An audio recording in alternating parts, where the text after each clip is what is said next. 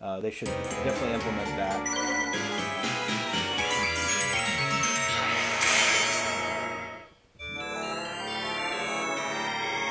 And again, this is classic Castlevania right here.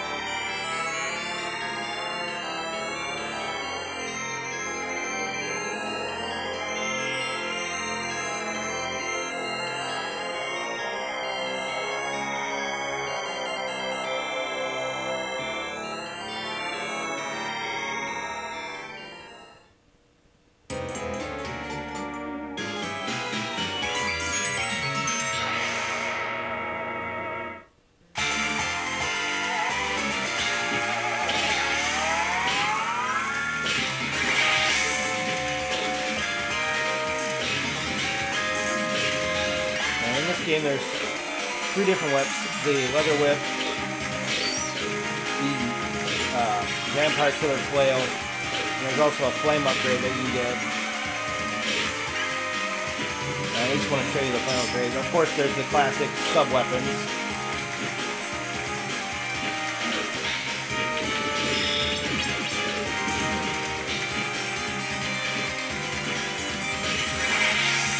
There's the flame whip. Very handy for taking care of these stupid eyeballs.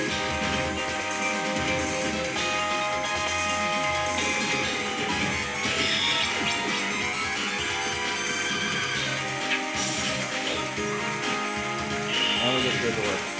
Castlevania Symphony of the Night, where he plays Alucard. This is the version on Xbox Live that was downloaded. Great Castlevania game. Again, you get to play as Alucard, who I'm going to say now is my favorite Castlevania character of all time. And I love the Belmonts. I love Soma Cruz from some of the newer titles, but Alucard's by far my favorite character. And next I'm going to show you the newest Castlevania title.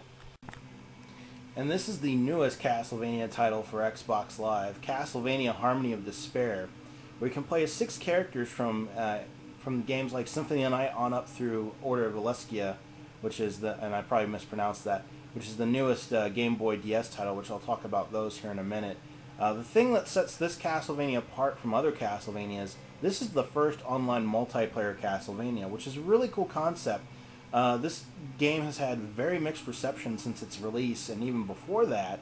There is a single player mode. There's no single player co-op. The online co-op mode is really the way to go with this game. Single player is really difficult unless you can manage to get through a couple of the levels and get great power-ups. And even co-op can be a pain for a while until you get through the hard mode and get some great items, and you're able to hack through just about anything you need to. There's a bunch of unlockables. There's hidden items in each level, which all 6 have been found now. And that you have to find in each level and do certain things to unlock. Another thing with this is that there's other things to unlock, like a gamer picture. If you defeat Dracula on solo mode by yourself, you unlock an Alucard gamer picture, which I've done. And there's rumors of and confirmed pictures of downloadable content, such as a new level and 2 new characters, one being a Belmont from one of the newer games, and I think Maria from some of the newer games as well. Looking forward to that. This game's a lot of fun. I say don't listen to the naysayers. This game's a lot of fun if you're a Castlevania fan. Definitely worth checking out if you are a huge Castlevania fan. And $15 for a game is not a bad price, especially one like this that'll keep you occupied for hours. Because the more you play it, the more stuff you get. And I mean, after a while, you get a lot of the stuff, but there's still 6 characters to play through, and some of the characters, from what I hear, take some time to train up. Again, definitely worth checking out, especially if you're a fan of the newer DS titles. It's classic 2D platforming Castlevania, and I say check this one out. I've shown you the newest title. Now I'm going to go back to some of the slightly older titles. I'm going to start with the Game Boy Advance. The first Game Boy Advance title that came out was Circle Moon, which I do not have, and the second one was it was the first Castlevania on the Game Boy Advance. It was the first Castlevania game to have come out for a while. I don't know how good it is. I've heard it's good. I've heard it's overrated, but that's beside the point. You take control of another Belmont in the second title, and that's Castlevania Harmony of Dissonance. And I take control of Juiced Belmont. Cool game, different game mechanics. You get spell books. It's, most of these games are like Symphony of the Night, though. They kind of follow that pattern. And the next Game Boy Advance title is the first title to feature Soma Cruz as a character, which was Castlevania Aria of Sorrow. And I got the nifty dual cartridge that has both of those titles on it. Very cool titles for the Game Boy Advance. In fact, I'm going to go as far to say as some of the titles I played on the Game Boy Advance, some of the best, in fact, if not the best, in my opinion, on the Game Boy Advance.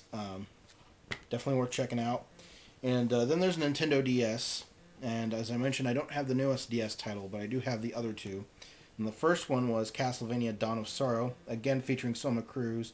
I think the sole feature functionality of the Castlevania series started in Aria of Sorrow, but this one either started or continued that trend of collecting souls of enemies. And the thing that really set this one apart, being that was on the DS, is when you fight a boss, before you can get to a boss, you have to collect the magical glyph. Once you collect the magical glyph, and you can go to the boss battle, but once you defeat the boss, you have to use the stylus to draw out the glyph, or the boss remains alive and regains some of its health. And luckily you can practice the glyph several times before the boss battle, so you can get ready to draw it very quickly and kill the boss. It's a neat concept, kind of fun to do. In fact, I just like powering this game up sometimes and just playing with the glyphs just because it's fun to do. The second title on the DS was Castlevania Portrait of Ruin, which this featured different characters, and I've yet to beat this because the end boss is two of the most ominous Castlevania bosses put together, and it's just damn near impossible to beat. And you play as Jonathan Morris in this one, which is a descendant of John Morris from Castlevania Bloodlines on the Sega Genesis. And we all know, or I'm going to say it's not we all know, it's a little more obscure than that. But John Morris from Castlevania Bloodlines is supposedly a descendant of Quincy Morris from the Bram Stoker's Dracula novel. And it kind of, that was, Castlevania Bloodlines was really the game that tied the Castlevania mythology with the actual Dracula book mythology, and I thought that was kind of fascinating. And a lot of these games have retroactive continuity by the game's designer. The original game's designer is a Japanese guy, and to maintain continuity within the Bram Stoker novel and all of the games. So I thought that was kind of neat. And probably the most bizarre Castlevania title to date is Castlevania Judgment, which this is actually a fighting game. And the style is a lot like Power Stone, where you have an environment that you can roam around, and there's power-ups hidden in various pieces of the environment. It's also a lot like Soul Calibur, too, because there's ring-out mechanisms, there's ring hazards, or even Dead Alive. Same company made that game, too. I mean, same company that made Soul Calibur made Dead Alive. The artwork in Castlevania Judgment was done by Takashi Obata, who is known for his artwork in the Death Note series, and it definitely shows in just the cover alone and the character design. Play characters from various Castlevanias, including the Blue Crescent Moon from Legacy of Darkness, which was a N64 title. Again, some of the really cool things, of course, you have Simon Belmont, classic character. You have Trevor Belmont, Sypha. You have Grant and Alucard. And you've got some new characters also. You can play as Death, you can play as Dracula once you unlock them. You can play as Shinoa from the newest DS title, and she's also in the new Xbox Live Castlevania Harmony of Despair. They even have Eric Lecard from Castlevania Bloodlines in here.